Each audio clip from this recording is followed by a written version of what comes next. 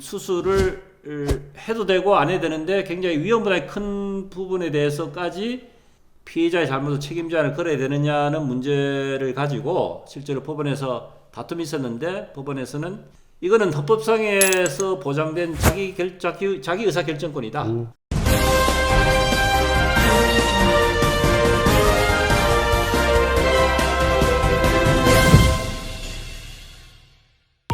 네, 안녕하세요.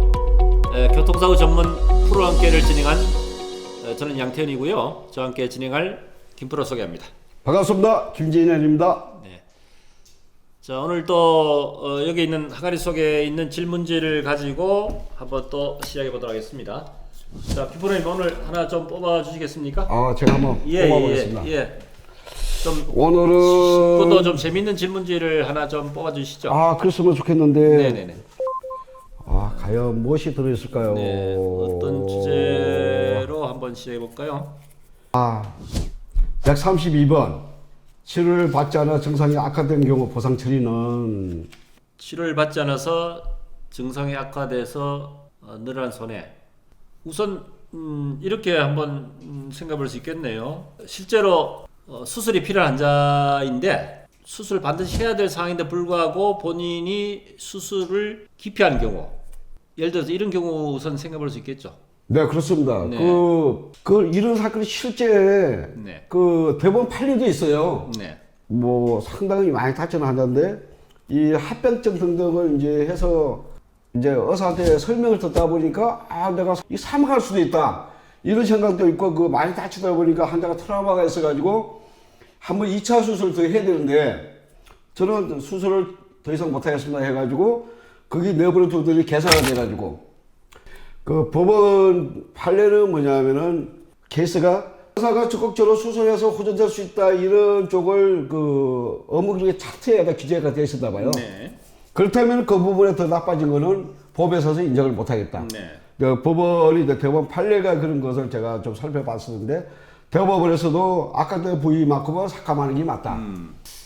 그리고 실제 수술이나 치료가 필요한 경우인데도 불구하고 피해자 본인이 그걸 거절해서 늘어난 손해에 대한 부분에서는 아마 당연히 어느 정도의 책임 제한을 인정을 받아야 되는 건 어쩔 수 없는 것 같습니다. 그죠? 그는 본인의 잘못으로 늘어난 손해에 대한 부분은 네, 그렇습니다. 어느 정도는 본인이 책임져야 되는데 제가 경험한 사례 이런 경우가 있었던 것 같아요. 목에 골절이 있었는데 경추 1번, 2번 쪽에 이제 상당히 이제 위험한 부위, 관추 축출해서 위험한 부위거든요. 그건 손을 잘못되면 이제 전신마비가 올 수도 있고 사망이 올 수도 있는데, 근데 이거를 수술을 하게 되면은 수술한 상태를 가지고 평가를 하면 되는데 수술을 하게 됐을 때 위험 부담이 상당히 크기 때문에 수술 이후에 발생할 수 있는 위험 부담 때문에 환자분이 수술을 거절했단 말이죠. 자, 이런 경우에 과연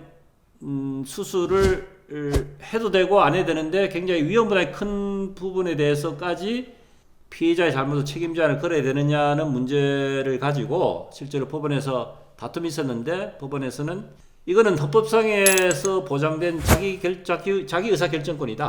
헌법에 보장된 고유한 권리이기 때문에 그런 위험을 안고 내가 굳이 수술을 해서 잘못된 것까지 내가 감수할 필요는 없다라고 해서 법원에서는 피해자의 입장을 들어줘서 결국은 연구자는 인정받고 해서 마무리된 사례가 있습니다. 그러니까 반드시 수술을 해야 돼 불구하고 하지 않는 경우하고 수술을 했을 때 발생할 수 있는 위험 부담이 있을 때 그 결정 권한을 본인이 행사할 수 있느냐에 따라서 좀 달리 해석을 하는 것이 맞지 않겠나 싶으네요.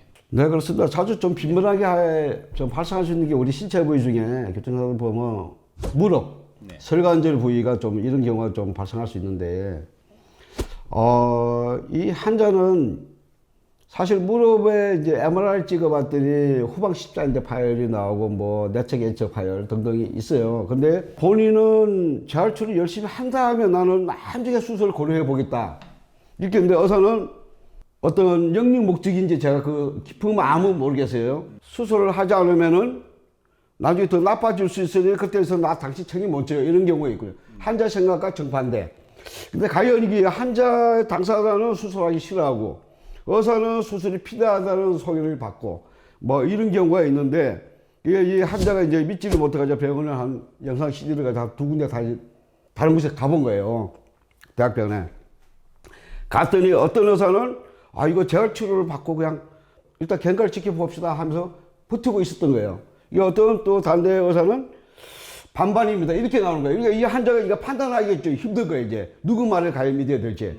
자기가 치료했던 처음 사고가 났던 그 의사는 당장 수술하십시오 이렇게 나오고, 한 의사는 재활치료하고 열심히 해보십시오. 한 분은 뭐 이런 식으로 또 반대 의견을 좀 애매모호하게 하시고. 그러니까 이 부분은 이 환자에서 자기가 뭐 결정을 하고 싶어도 누구 말을 믿어야 될지 모르니까 결국은 이제 계속 수술을 안 하고 하다가 또 수술이 들어온 것도 있고 무서운 것도 있고. 그래서 이제 보험사 나중에 이제 보험사 쪽에서 합의를 자꾸 하자고 했더니, 그래서 제가 그랬어요. 그 동료 미래 스트레스 검사 좀 한번 해봐라 그랬더니 몇 밀리가 나오냐 했더니 뭐 비교해가지고 11mm 정도가 나온대. 그래서 그러면은 이게 보험회사에서 수술을 하지 않았다는 이유로 이분이 삭감될 거예요. 장이율. 그랬더니 무슨 소리 하느냐. 10mm 넘어가면 인터넷 검색해 봤더니 29%의 연구장애를 준다고 하더라.